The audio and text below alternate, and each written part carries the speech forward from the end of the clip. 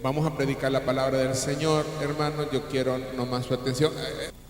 Yo me he andado un poco complicando con estos sermones y no me había dado mucho cuenta que en este capítulo están todos los temas que en realidad tenemos que conocer con relación a la profecía.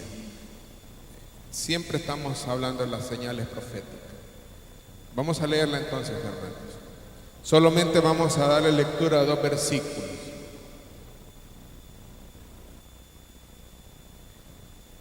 Lo tienen, ¿verdad? Lo leemos. Y estando él sentado en el monte de los olivos, los discípulos se le acercaron aparte, diciendo: dinos, ¿cuándo serán estas cosas? ¿Y qué señales habrá de tu venida y del fin del siglo? Y respondiendo Jesús les dijo: ojo, ahí vamos a tomar esa parte. Mirad, después de los 2 puntos, mirad que nadie, ¿qué dice?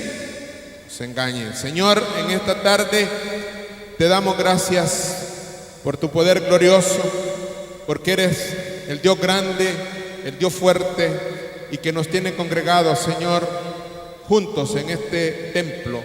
Hemos venido a adorarte, mi Dios. Hemos venido también a cantarte. Hemos venido a darte la alabanza. Hemos venido, Señor, a bendecirte con nuestros diezmos y con nuestras ofrendas. Hoy, Señor, queremos también ser bendecidos a través de la palabra que vamos a anunciar. Esperamos que tu palabra nunca regrese vacía y que en esta tarde, Señor, nuestro corazón sirva de nido para tu palabra, Señor, para ser edificados cada uno de nosotros. Derrama de tu Espíritu, Señor, que gran falta y necesidad nos hará en esta tarde, en este sermón. Bendice a mis hermanos, bendice a aquellos que van a poder escuchar esta predicación. Gracias. Oramos en tu nombre, Jesús. Amén.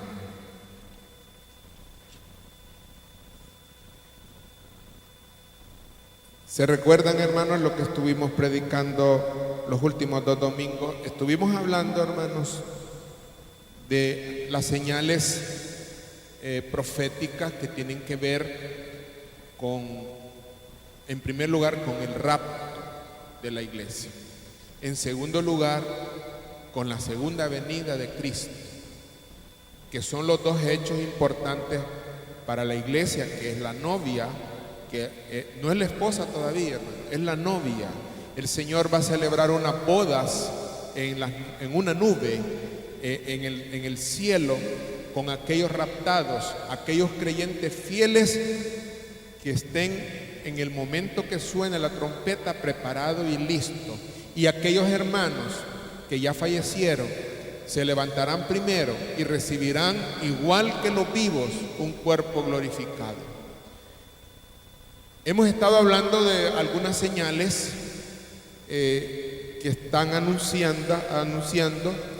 Hemos hablado de la señal evangelística, que tiene que ver, hermano, con la predicación del evangelio. Les decía a los hermanos por la mañana que el pasaje de San Mateo dice: y será anunciado este evangelio del reino a todas las naciones.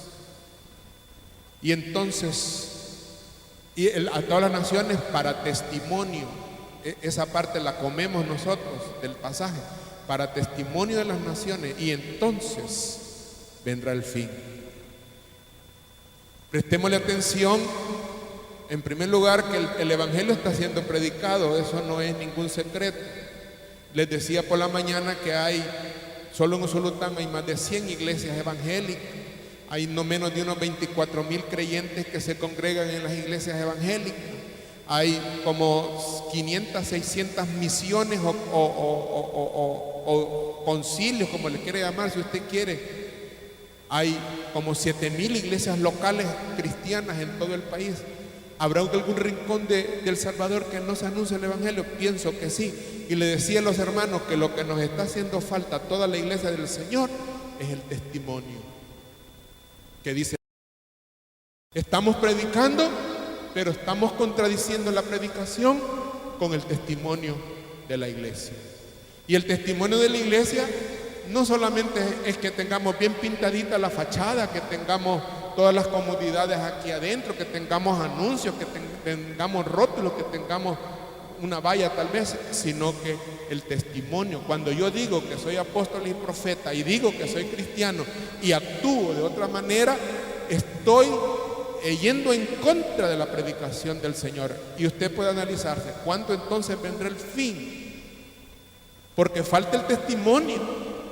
Hemos estado hablando, hermano, de la señal política. Como le decía a los hermanos en la mañana, en España, una nación supuestamente de primer mundo, más civilizados que nosotros, donde por ejemplo el Estado español, le decía en la mañana, le da 50 millones de euros a la Iglesia Católica para que tenga colegios, tenga hospitales, para que los obispos tengan un carro, tengan gasolina, tienen guardias de seguridad y les dan mucho dinero. Ellos tienen un proyecto, les decía en el culto de la mañana también, un proyecto de una identificación para que se cumpla lo del Apocalipsis, que van a ser sellados con un nombre. Y lo que se busca es una identificación universal. Lo que se busca al final, que ni el dinero va a poder circular cuando el anticristo, que va a usar la política y la religión para establecer su reino en esta tierra, nadie pueda comprar ni vender. Y el sistema se llama el sistema biosocial, donde por ejemplo le decía a los hermanos, usted puede tener un dinero ganado todo el año, pero en el último día del año, si usted no gastó todo el dinero que ganó, el sistema le va a quitar todo el dinero y usted va a amanecer el 1 de enero con ganas de trabajar para ver si gana otra vez dinero. Eso se llama el sistema biosocial. Les hemos estado diciendo cómo se van a organizar las naciones, inclusive Latinoamérica en un solo bloque. Hay grupos unidos como el G8, las naciones poderosas económicamente, industriales. Está el grupo de los 20. Hay otro grupo pequeño donde está Brasil, Chile, Rusia, la India y Sudáfrica, creo que es el otro grupo. Y por último, estamos todos esperando ese sistema, que ya no es el comunismo, hoy es el socialismo. El sistema político que va a usar el anticristo es un sistema socialista. Y muchas naciones de Latinoamérica están apuntando. Aquí mismo en Sudamérica hay un grupo que se llama UNASUR. UNASUR va a agrupar a todos los países. Todavía El Salvador no está metido en eso, porque no les interesa, porque es chiquito, pero les aseguro que tuviéramos grandes riquezas, si tuviéramos petróleo, ya nos hubiéramos metido, anduviéramos de líderes tal vez de la UNASUR, un banco que ellos tienen.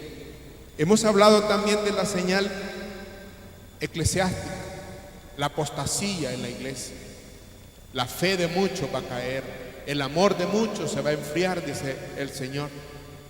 Estuvimos hablando también, hermanos, de la señal de Sodoma y de Gomorra, la depravación del hombre. Mire, yo no sé si usted sabe, pero yo creo que es el único país de Centroamérica, voy a decir Centroamérica, es el único país de Centroamérica, creo yo, que tiene vallas que están fomentando el homosexualismo. Yo quisiera que usted un día, si va a San Salvador y regrese en la carretera litoral, en el desvío que va para la presa y en el desvío que va del Ojo de Agua, hay una valla. Ahí están dos muchachos homosexuales abrazados, y vea usted el pie del editor, el gobierno nacional de la República de El Salvador. Y ahí dice, yo no me cabe, y hay otra, esa está aquí en la entrada de Usulután, ahí en el desvío, vuelvo a repetir, de la presa y del Ojo de Agua, ahí está la gran valla. A este lado, viniendo sería a la izquierda, viniendo de San Salvador. Y la otra valla está a la entrada de Usulután, después de la quebrada Gavidia. Usted póngale ojo y va a encontrar la diferencia de aquella valla con aquella valla, es que allá pusieron una mujer, están metiendo el lesbianismo, 2 hombres y una mujer. No me cabe a mí en la cabeza cómo es posible que yo digo que es el único país que están anunciando con rótulos. el homosexualismo.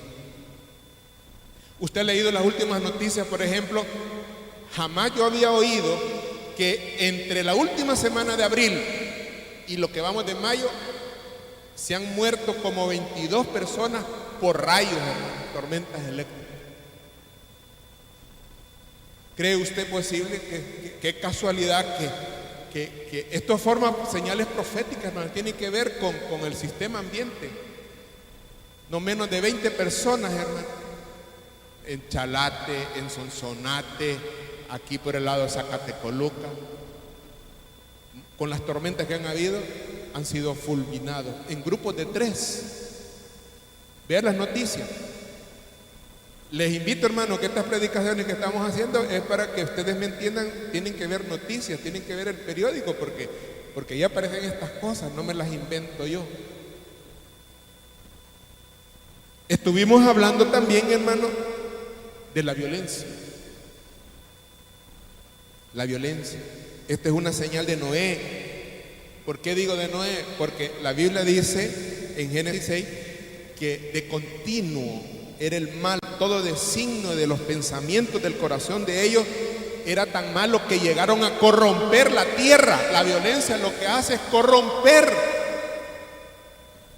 toda la tierra. Eso es lo que dice Génesis, se llama una señal de Noé. Corrompieron la tierra de Dios y estaba la tierra llena de violencia, dice el pasaje. La violencia, dijimos el domingo, es la fuerza que se usa o se emplea contra el derecho y contra la ley. Ese es el término, diríamos, para describir la violencia. Porque el que incurre en violencia no le importa la ley, no le importa el derecho mío, busca hacerme daño a mí o cualquiera. Y por eso se define así la violencia. Es la fuerza que se usa contra el derecho que tengo yo como ciudadano y contra la ley del hombre, la ley de la república. Dijimos también, hermanos, que tiene que ver esto con el relajamiento dentro de la iglesia con relación a la música, y esto fue lo que estuvimos predicando la última vez. Ahora bien, el pasaje que hemos leído en esta tarde, yo he hecho prácticamente como seis grupos, 6 bosquejos que vamos a estar predicando, porque todavía no hemos entrado en mucho detalle, estamos dándonos más señales. El pasaje que hemos leído, el 3 y el 4, cuando los discípulos le preguntaron a solas al Señor que les diera señales de cuándo iba a ser el fin. Usted puede ver que en el versículo 4 el Señor no le dijo, pues se las voy a declarar, se las voy a dejar por escrito, se las voy a detallar. El Señor le dijo, miren que nadie os engañe. El Señor no dio ninguna respuesta. Por más que nosotros le buscamos en el quehacer diario, en el mundo, para ver cómo adaptamos esas cosas que vemos como noticias a las señales proféticas. Y a partir del versículo 6, 7 y el 8, donde tuvimos la lectura, el Señor dijo de que todo lo que iba a pasar, primero nos teníamos que guardar de que no nos engañaran. En segundo, el versículo 6 y el versículo 8 le dijo, miren, pero es de más que ustedes se escandalicen, porque son únicamente principios de dolores, dice el versículo 8. ¿Qué será principio de dolores? Es que no le ha dolido todavía del fuerte, ¿verdad? Nomás un poquito de dolor es el que tenemos. Y algunos de nosotros ya ni aguantamos, ¿verdad? Yo recuerdo cuando le quitaron el subsidio al gas, y donde no iba uno, hermano, que el tema de todos los usulutecos era el gas. Cuando le subieron a la gasolina, en cualquier lugar era la gasolina. Cuando entramos al verano, ¿cuál es el tema de nosotros? El calor. Eso tiene que ver, hermano, con el hombre arruinando la tierra de Dios, la creación de Dios. Entonces, del 6 y al 8 habla de los principios de dolores. Luego el Señor empieza a hacerle una lista en una forma no tan detallada, y a partir del versículo 9 y el versículo 10 hay una persecución para la iglesia. El Señor dijo, bueno, es dolores, pero no les va a ir tan bien. Gracias a Dios que hemos nacido en una república donde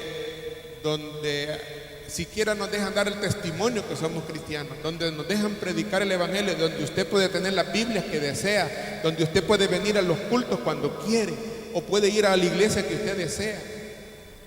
Gracias a Dios.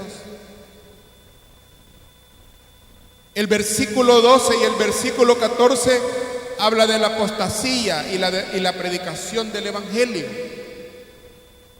El 12 al 14. Yo quiero que ustedes me vayan ahí observando lo que les voy mencionando ahí. Al final de cada versículo está como la clave, las palabras claves.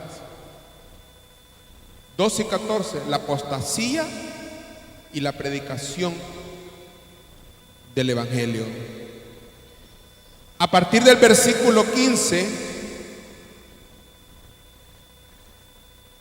hasta el versículo 20, usted, mi querido hermano, va a encontrar allí un tema. En los versículos 15 y el versículo hasta el 20 habla de la abominación asoladora. Eso tiene que ver, hermano, cuando aparezca el anticristo. Y no solo el anticristo, porque vamos a ver un sermón que tiene que ver con el anticristo y el falso profeta. Oiga bien, hermano. Porque hay un pasaje en el libro de Apocalipsis que la bestia, o sea, el anticristo, va a ser herido en la cabeza y va a morir. Y el falso profeta lo va a regresar a la vida. Y después que él regrese a la vida, dice el Apocalipsis, el falso profeta va a obligar a todos los habitantes de esta tierra a que adoren a la bestia y a la imagen de la bestia. Y cuando no lo adoren, la bestia se va a poner viva y los va a matar en los lugares de adoración.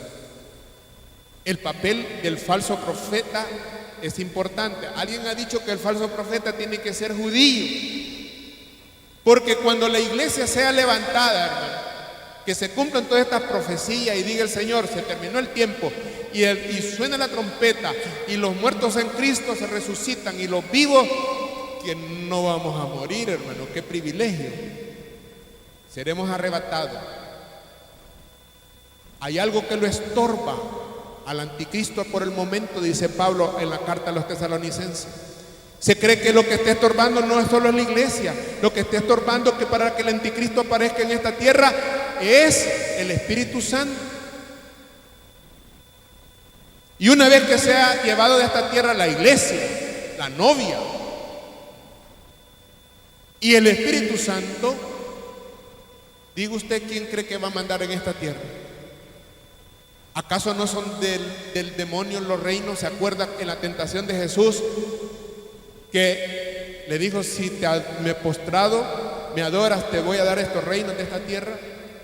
El anticristo, hermano, va a poner 3 años y medio, 1265 días. Daniel, capítulo 9, versículo 12, va a haber paz en esta tierra.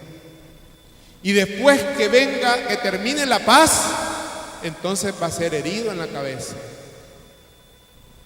Y va a volver a la vida, y el anticristo va a tener el control. Cuando pasen, cuando la iglesia es llevada, hermano, y comience ese periodo de paz y prosperidad en la tierra, bajo el mando del anticristo, el anticristo va a hacer un pacto con Israel de protección militar. La única nación en la tierra que va a tener frontera va a ser Israel, y la va a tener por siempre por el temor de todas las naciones árabes que están alrededor de Israel, que tratan de destruir a Israel. Entonces el anticristo va a hacer un pacto Eso se conoce como parte de las 70 semanas de Daniel. Esa es parte ya del cumplimiento de la última semana de Daniel. De protección. Pero el anticristo, hermano, entonces se va a retirar del pacto y lo va a romper. Y una vez que se rompe el pacto, hermano, de protección de frontera, protección militar para el pueblo de Israel, entonces aparece Gog y Magog, con una federación de naciones árabes a la cabeza con Irán, Irak, Turquía, que es el país del Oriente Medio que tiene uno de los ejércitos más grandes del mundo. Puede superar a todas las naciones de Europa. Europa, hermano, es una federación de naciones ahorita poderosa, que tiene un ejército con armas militares súper modernas. Pero Turquía supera, no en armas modernas, pero en ejército moderno y mayor numeroso, como de 1 millón de soldados. Turquía se va a sumar. Allí, hermano, el cumplimiento es el libro de Ezequiel, todo el capítulo 38, el capítulo 39 de Ezequiel. Cuando esto ocurre, hermano, hay un vacío político, hay un vacío de liderazgo mundial, porque Gog y Magog, hermano, es el príncipe de Mesec y de Tubal, de una nación que se llama Rus. Se parece como Rusia, pero es Rus, R-U-S, quiere decir timoneros o alguien que maneja una barca. En este momento, hermano, los únicos que le están ayudando a los iraníes a fabricar una bomba atómica son los rusos, con un proceso de un uranio que se llama U-235, es un mineral radioactivo. Es un proceso que lleva entre 8 y 10 años para poder tener el elemento radiactivo para poder fabricar bombas atómicas. Actualmente hay unas naciones en el mundo que quieren bombas atómicas: Irán, Corea del Norte y otras naciones. Pero actualmente, hermano, las bombas atómicas solamente los tienen Rusia, Estados Unidos, Inglaterra, Francia, China, India, Pakistán y tal vez Israel.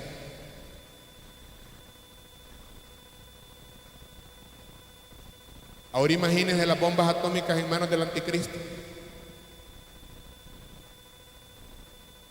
Allí comienza, hermanos, la gran tribulación. Ahí comienza el primer periodo de 3 años y medio.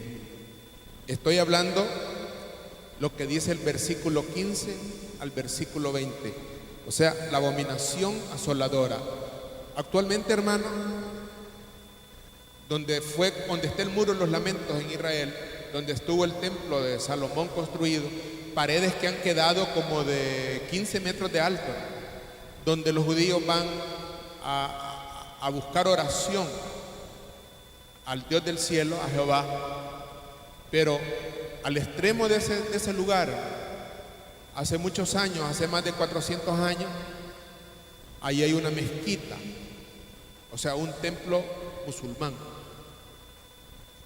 Claro, los musulmanes tienen su lugar de adoración mundial, que está en la Meca, en Arabia. Kaaba se llama el templo de ellos. Solo imagínense ustedes que lo que tienen es una piedra negra, que lo pasan adorando a la piedra negra, que es un símbolo de su Dios.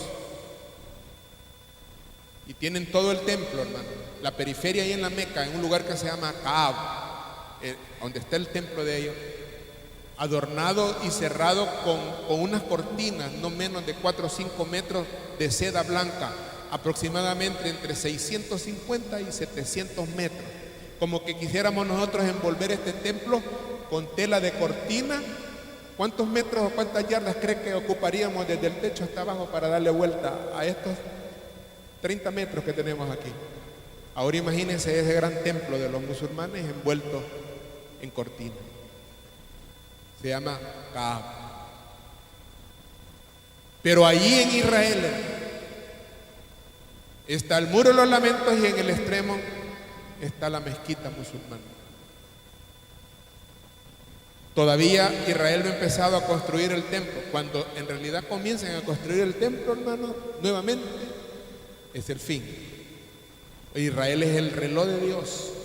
A partir del versículo 21 y versículo 27, hermano, habla de la gran tribulación del Señor. Ahí dice, miren, si están en cinta, pues tengan cuidado. Si es en invierno, pues corran a los montes. Está hablando a los judíos, porque esto tiene que ver, la tribulación tiene que ver en primer lugar con los judíos. Porque los judíos, hermano, el Señor nunca les ofreció el cielo. A los judíos lo único que le ha ofrecido Dios es la tierra prometida, la tierra como heredad. Y esa tribulación que va a durar 7 años, 2 periodos de 3 años y medio, un periodo de 1260 días, el otro periodo de 1334 días, se llama el pacto del arco iris. Y ahí comienza la tribulación, terminando con la segunda venida del Señor. Porque a partir del versículo 29 hasta el versículo 31, precisamente habla de la segunda venida del Señor, que es para gobernar, mis hermanos, por 1000 años en esta tierra. Claro, vamos a comenzar hablando, ya tienen ustedes ahí un bosquejo, y de eso vamos a estar estos domingos adelante haciendo los bosquejos. Pero también, hermanos, hay una parte que está en el versículo 6 y el versículo 7 que habla acerca de las guerras, de las pestilencias, del hambre, y vamos a hablar de eso en esta tarde, antes de entregar el micrófono, porque ya casi se me termina el tiempo. Alguien dice que las guerras no son señales proféticas, porque siempre han habido guerras. Eso lo dicen los incrédulos. Usted y yo tenemos que creer que es una señal, porque está aquí en la Biblia. Guerra y rumores de guerra. Pero el Señor la puso como una señal, y así ha de ser vista. Las guerras. En el siglo pasado, hermanos, hubieron 2 guerras mundiales, la Primera Guerra y la Segunda Guerra Mundial. Solamente en la Segunda Guerra Mundial, en Stalingrado, que es una ciudad que está en Rusia, hermanos, murieron 2 millones de rusos sitiados por los alemanes. 2 millones de rusos. En la Primera Guerra Mundial, que fue como en el año 1916-17 aproximadamente, murieron 25 y 30 millones de personas y 10 millones aproximadamente de soldados. Esto es la Primera Guerra Mundial. En la Segunda Guerra Mundial, hermanos, fallecieron en la guerra 100 millones aproximadamente de personas, y el mundo todavía no disfruta la paz hasta que el Señor venga. Todavía hay rumores de guerra, hay guerras. También el Señor menciona, no solamente en San Mateo, sino que en Lucas capítulo 21, versículo 11, Lucas 21, 11, de las pestilencias. Las pestes constituyen otra señal de la venida del Señor. Una peste, hermano, para que me entiendas, es una enfermedad contagiosa y grave que causa gran mortandad. Esa es una peste. Al final de la Primera Guerra Mundial, hermanos, en Europa fue azotado por una epidemia de influenza, o sea, de gripe, y murieron muchas personas, tanto como en la guerra. La meningitis, por ejemplo, una enfermedad que ataca a los niños y a veces también a los adultos, casi siempre se presenta como una epidemia. El gobierno de la República tiene miedo que pueda brotar una enfermedad de meningitis, Se inflama hasta la corteza cerebral, hermano, y los pulmones. Se muere la gente. Así, inmediatamente. Hay países como en el Brasil que han pasado por estas crisis. El VIH y el SIDA. Esa es una epidemia. En una estadística vieja dicen que habían no menos de 800,000 niños en el mundo contagiados con SIDA. En El Salvador, una de las últimas encuestas dice que habían entre 60 y 100,000 salvadoreños contagiados con el VIH-Sida. Y asústese, detrás de esa cantidad de personas, de 100,000 contaminados con SIDA, hay 5 veces más que no saben que tienen SIDA. Eso quiere decir que si hay 100,000 contaminados con SIDA, hay otros 500,000 que no saben que tienen la enfermedad. Lo más que duran son 10 años. Usted puede parecer de fresquito como una lechuga, hermano, pero dentro de unos asintomáticos, pero dentro de unos 5 años, le empieza a caer el pelo, le empiezan a darle moretes en el cuerpo, se empieza a perder peso y se vuelve flaquito, empieza la diarrea, se le llena toda la boca de lo que la gente dice fuego, que es un virus que se activa con los problemas de la vida, es como un auto de defensa del cuerpo, es un virus que salta cuando usted está estresado, ¡pum!, sale el fuego. La gente dice, no, es que anoche me dio una calentura y me salió fuego. Es al revés, el fuego le produce la calentura. Ese es los síntomas del SIDA, hermano. ¿Y qué es el SIDA? Un virus que entra en el torrente sanguíneo por contacto de sangre, por contacto de secreciones en el cuerpo, va a la célula humana, le da una orden a la célula que no lo descubra para pasar desapercibido y empieza a tomar control de la célula y empiezan a tomar control de todo el cuerpo el virus. Y esta enfermedad, como países en el África, hermano, donde hay países donde la mitad de una nación, por ejemplo, son sidosos. Y en El Salvador no es la excepción. Las ciudades de alto riesgo son las ciudades costeras. Una de las ciudades que tienen menos riesgo son las que están más amontañadas, como Morazán, Chalatenango, tienen menos riesgo de SIDA.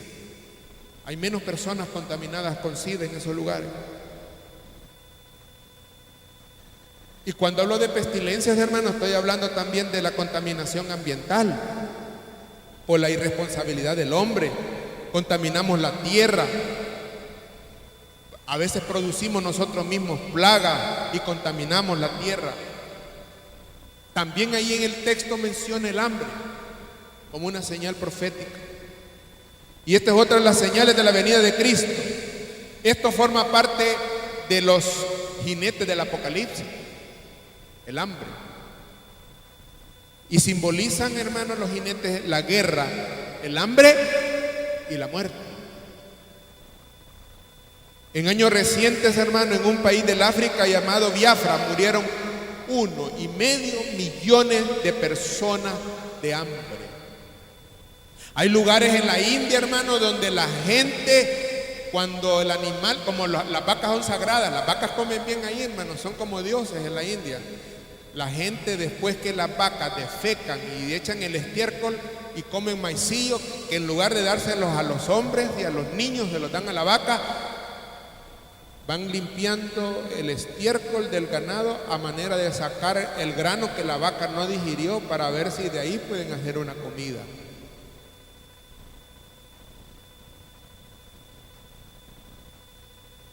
Se necesitaron, hermanos, 1800 años para que la población del mundo alcanzara los primeros 100 millones de habitantes, los 1.000 millones de habitantes en esta tierra. 1800 años de que el hombre esté en la tierra. 130 años después, hermanos, se multiplicó la población del mundo. 30 años después, se volvió a multiplicar la población del mundo. Cuando la tierra tenía 4.000 millones de habitantes, hermanos, aproximadamente en el año 1960, pero ahora somos como 6 millones de habitantes en esta tierra. Usted no sé si ha visto los noticieros de China. Los chinos se comen las patas de la gallina, los intestinos, los hígados, la cabeza, las mollejas, las pechugas. Yo creo que solo las plumas no se las comen. No han inventado a ver qué salsa le ponen para comérselas. Porque la población de los chinos, hermano, son como 2 millones de chinos. Imagine 2 millones de chinos aquí en El Salvador, dejan pelados, se comerían hasta los tihuilotes.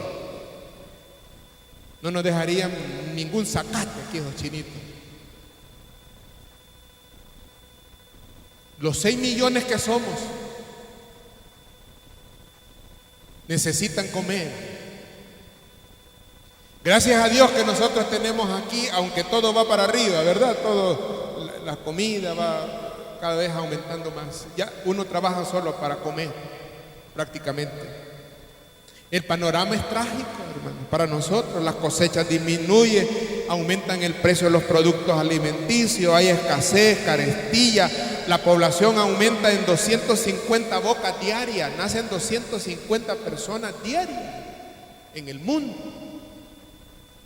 O sea, 90 millones de personas en un año.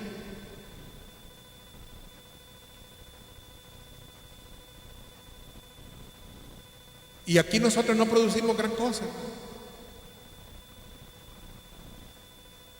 Se cree que 100 millones de latinos están aguantando hambre en Latinoamérica.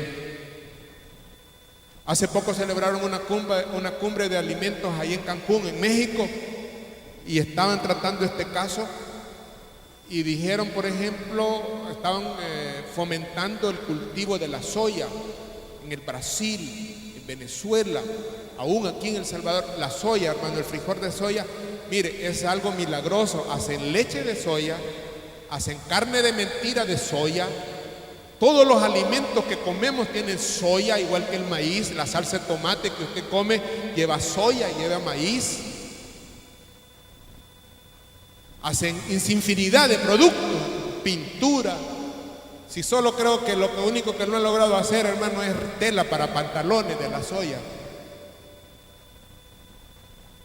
Y en esa cumbre, hermano, están produciendo países para venderlo, no creo que para comerlos, para venderlo, el frijol de soya. El otro caso, hermano, son los terremotos. Allí en el versículo 7 de San Mateo 24 habla, y Lucas 21 también, versículo 11, que anuncian los terremotos como una señal de la segunda venida del Señor. Los terremotos bueno, la semana pasada estuvo temblando aquí, pues.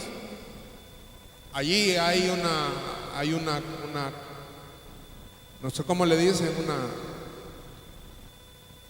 enfrente a la bocana del río Lempa y cerca de San Luis La Herradura, ahí por La Paz, hay una falla que se mueve. En cuanto el terremoto es arriba en la superficie, es más profundo. Esta es una señal terrible, hermanos. A nadie creo que nos puede gustar esta situación. Bien, usted puede ver, hermano, que en realidad el tiempo se nos termina. Le decía a los hermanos del culto de la mañana, no es posible que nosotros todos los días perdamos el tiempo y no le sirvamos al Señor. Hoy les han entregado ahí un papelito, ¿verdad?, que dice, por ejemplo, el libro de la vida. Es un llamado a la reflexión. Nosotros todos los días, a cada minuto, escribimos algo de nuestra vida. Lo de mañana, lo de ayer, eso ya no tiene remedio para nosotros. Ya lo escribimos, ya no podemos hacer nada. Pero de aquí en adelante sí. También creo que le dieron ahí una hojita que dice reglas básicas sociables y de educación para poder vivir entre nosotros. Ojalá que la lleve y las lea. Y ahí dice, ¿verdad? Si llego a un lugar, salude, hermano. Si usted se retira, dígale ya me voy, no vaya a decir, viene y el hermano Luna, uy, a rato se fue, ni a Dios nos dijo el hermano Luna. Si moja, seque, si ensucie, limpie. Si abre, cierre la puerta, hermano, no lo deje abierto. Si ama, dígalo. Solamente son cositas ahí, detallitos porque yo pienso, hermano, que el tiempo se nos terminó. Ya no es tiempo de estar perdiendo en nada. En cualquier momento el Señor nos va a llamar y nos va a llevar de esta tierra. Yo les agradezco mucho, hermanos, y vamos a seguir próximo domingo con estos temas. Ya casi tengo el enfoque. Vamos a hablar primero, Dios, hermanos, acerca del rapto. El rapto incluye el arrebatamiento de la iglesia, la boda del Cordero, el tribunal de Cristo y la recompensa de los galardones. Merecedor soy de tu gracia y tu perdón, de tu perfecto amor. Indigno soy, no existe nada en mí